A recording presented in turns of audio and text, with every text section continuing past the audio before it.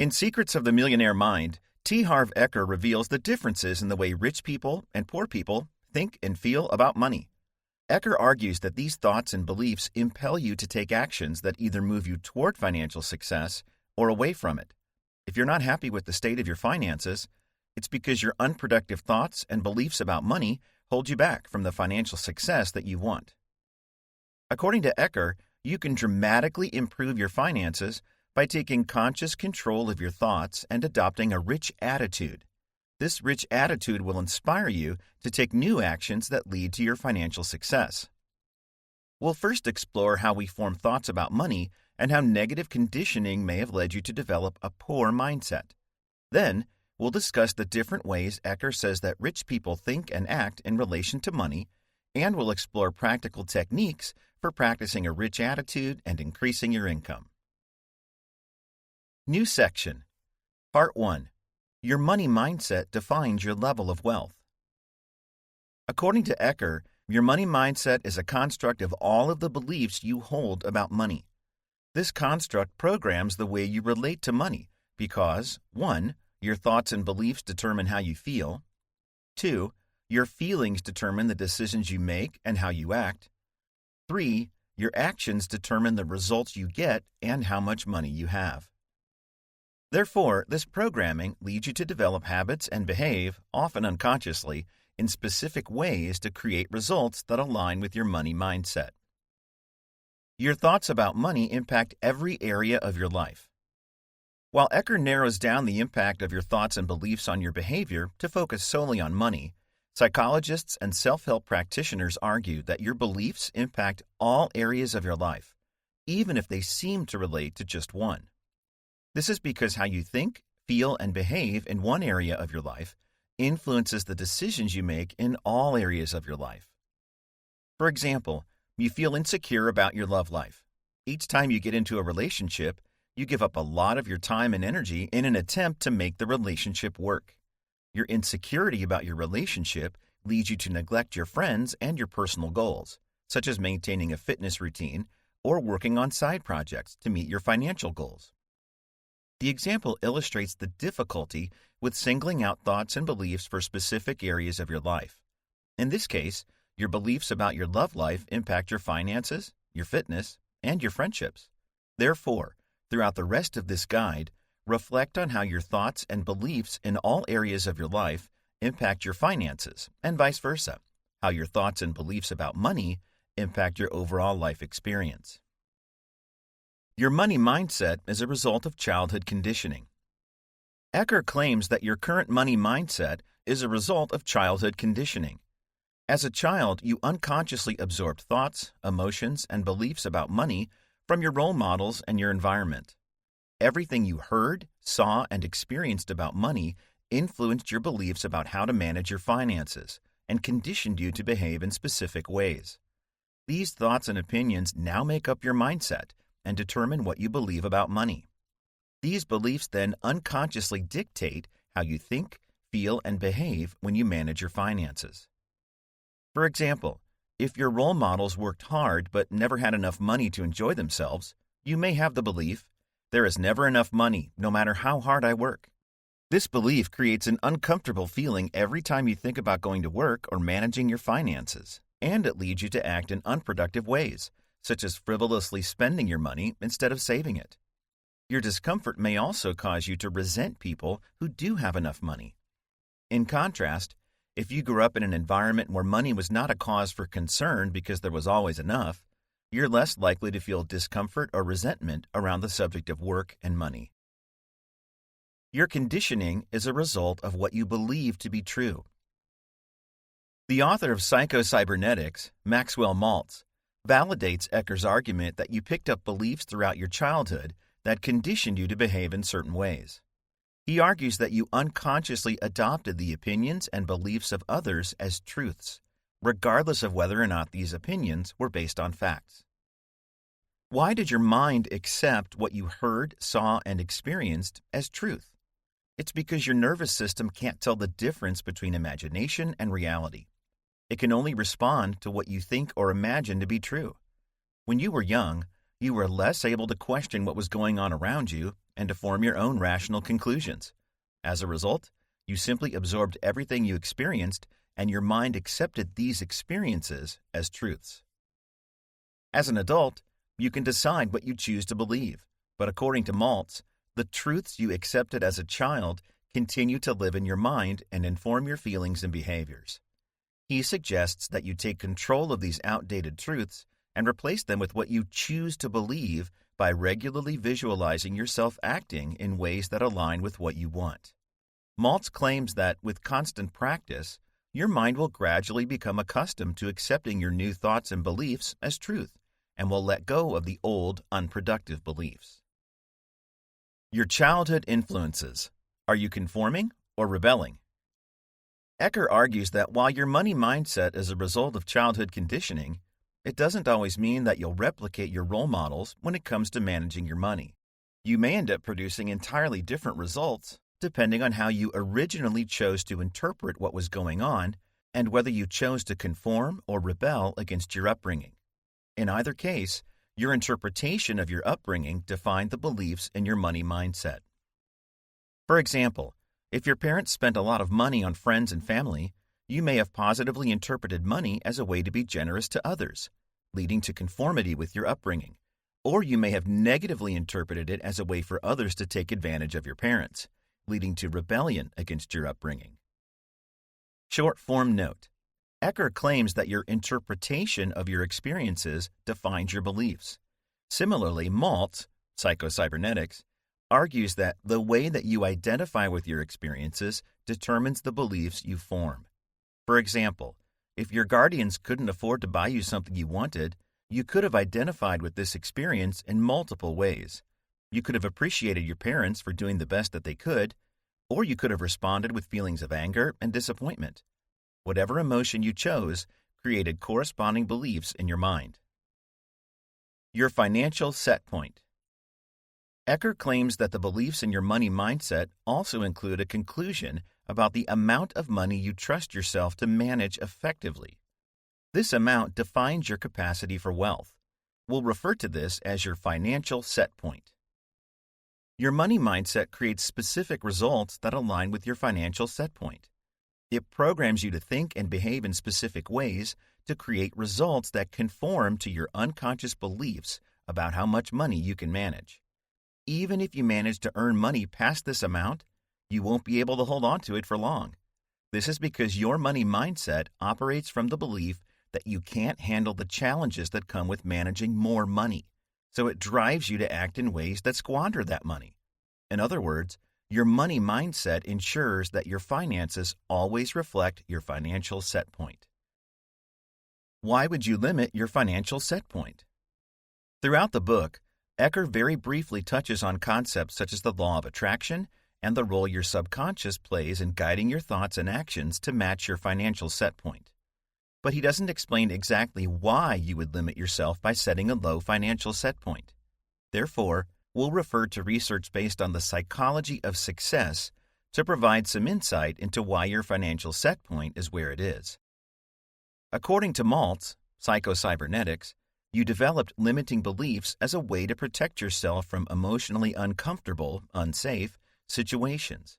The way you identified with the uncomfortable situation led you to feel unwanted negative emotions.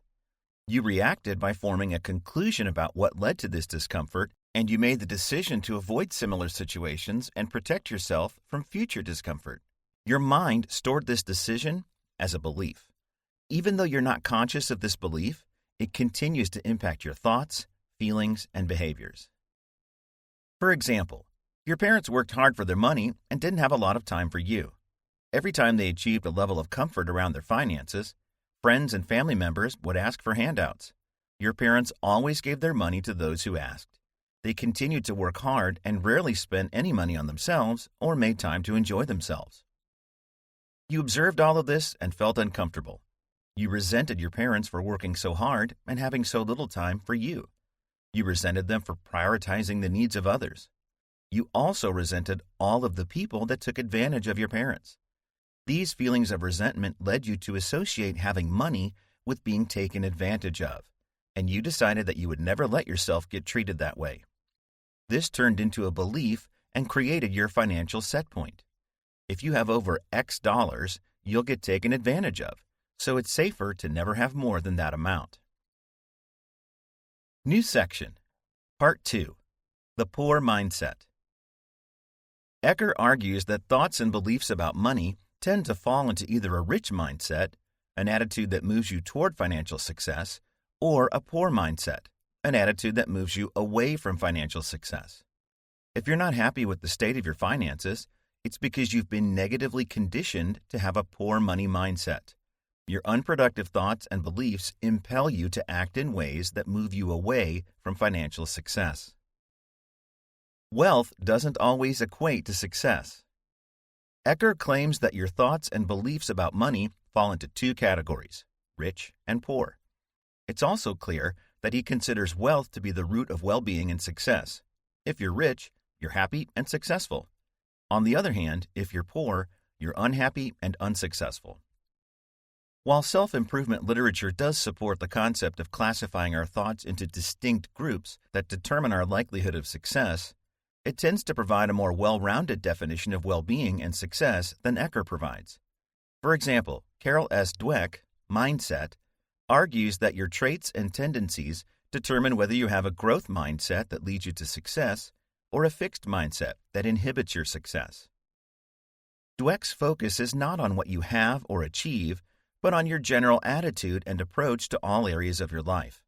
According to her, you're successful if you have a growth mindset, consistently embrace challenges, and take steps to move forward and improve your life.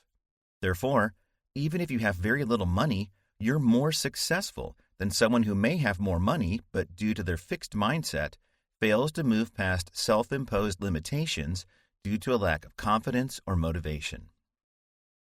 Poor people have a negative attitude and mismanage their money. Eker argues that if you have a poor mindset, each time you engage in negative thought patterns, you reinforce the belief that you're powerless when it comes to money. This is because you deny your role in your financial situation and reinforce the negative conditioning you adopted throughout your childhood. The more you engage in this type of thinking, the more you associate money with the feeling of powerlessness.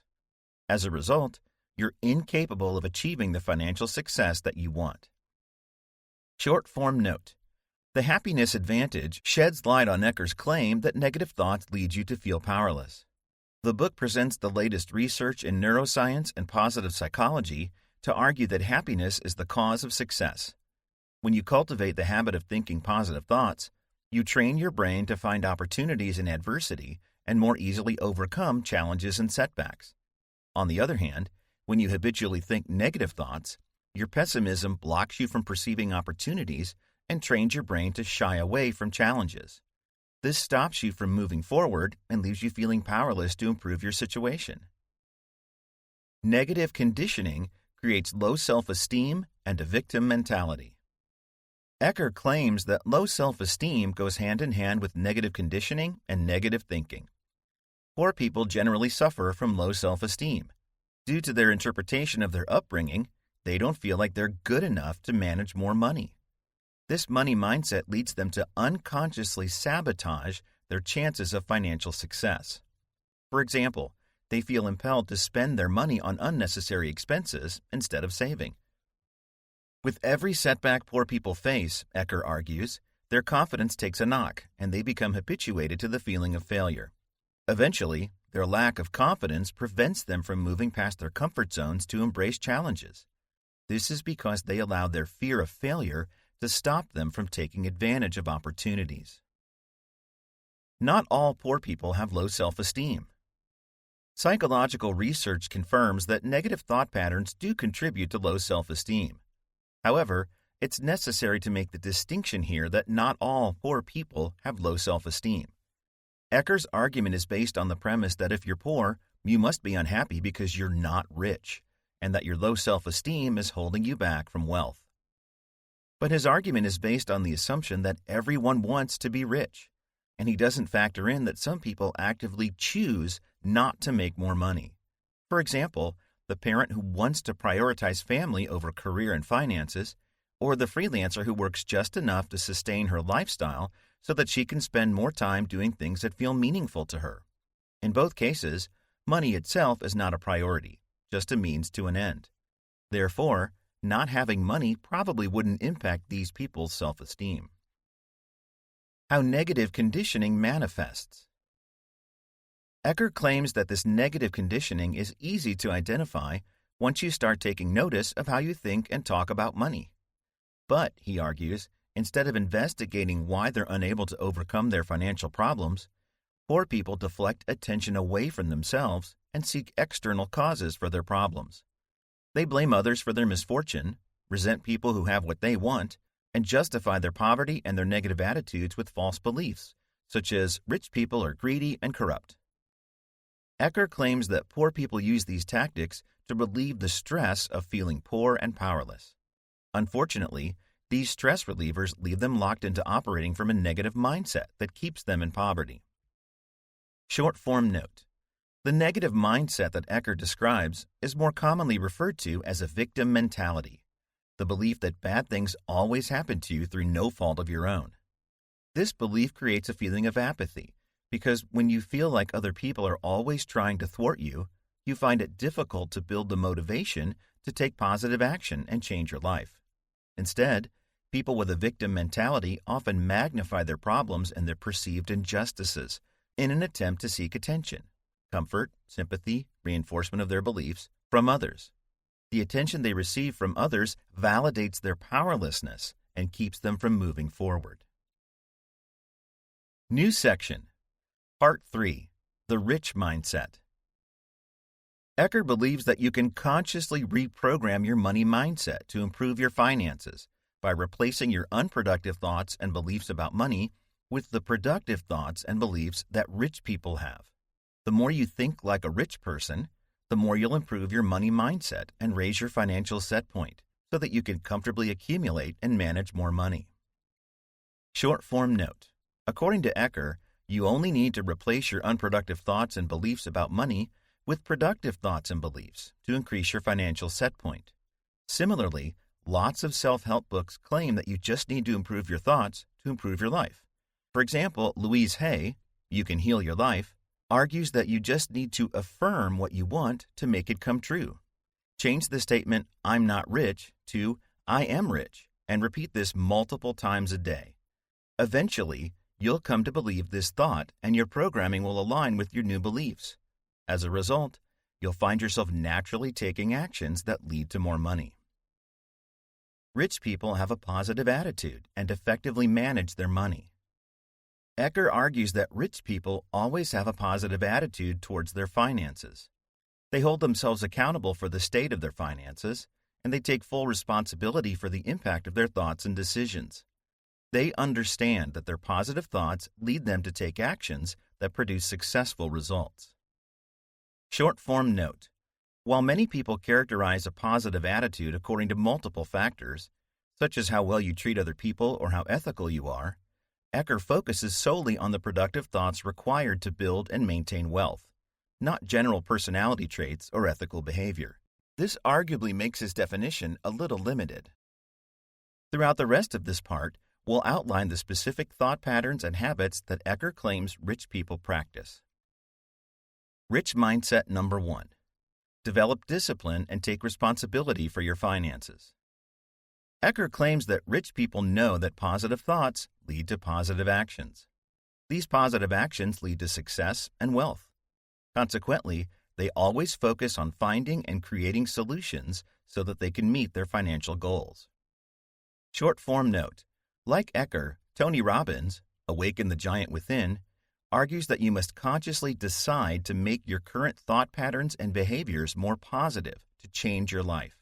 He claims that each of your decisions about how you think and behave set into motion a series of actions that ultimately shape your life. Each time you reflect on how your decisions have led you to create positive and negative experiences, you can learn from them and choose to make more beneficial decisions. Rich mindset number 2. Appreciate what you want and associate with wealthy people. According to Eker, rich people feel inspired by the success of others. They avoid associating with negative people and they take every opportunity to learn and take advice from people who are more successful than they are. Short form note. Law of attraction practitioners agree with Eker's suggestion that you should avoid identifying with what you don't want and instead look for ways to habituate yourself with what you do want. Therefore, it's worth considering how you can surround yourself with and learn from people that inspire you. A practical way to approach this is to first consider whether the activities you engage in or the people you hang around with support or hinder your financial goals. Next, make a list of the wealthy and successful people you already know and try to learn more about how they accomplished their goals. Rich mindset number 3. Stop making excuses and confront your fears. Eker argues that rich people take measurable steps towards what they want. They always focus on the end result of what they want to achieve, and they expect to succeed despite their doubts and fears. They plan ahead and create strategies to overcome their fears or potential problems. Their confidence grows with each step they take to move forward. Short form note. Like Eker, Tim Ferriss suggests that you plan ahead and create strategies to overcome your fears.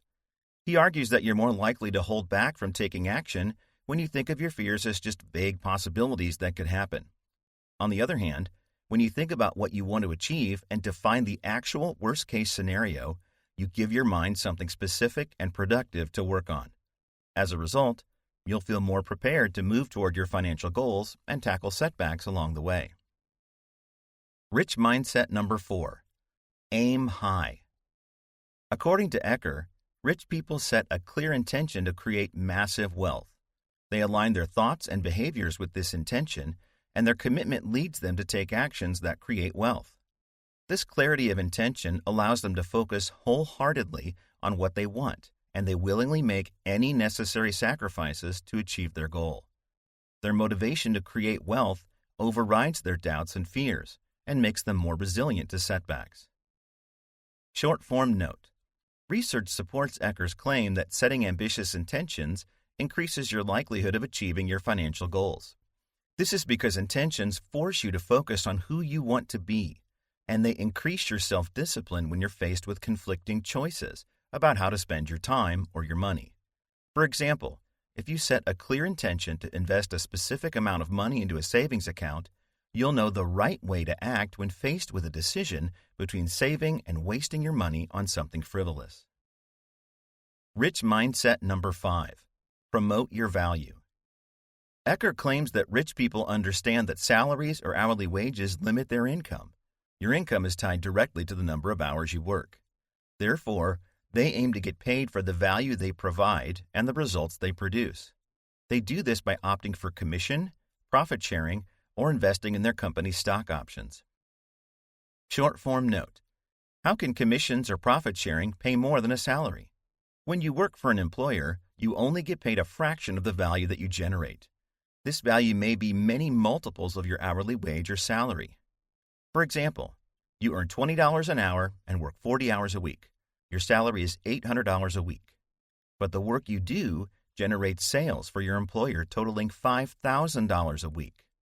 If you were paid a 25% commission, you would receive $1,250 a week, or $450 more each week. Unlike a standard salary, the more sales you generate, the more income you receive.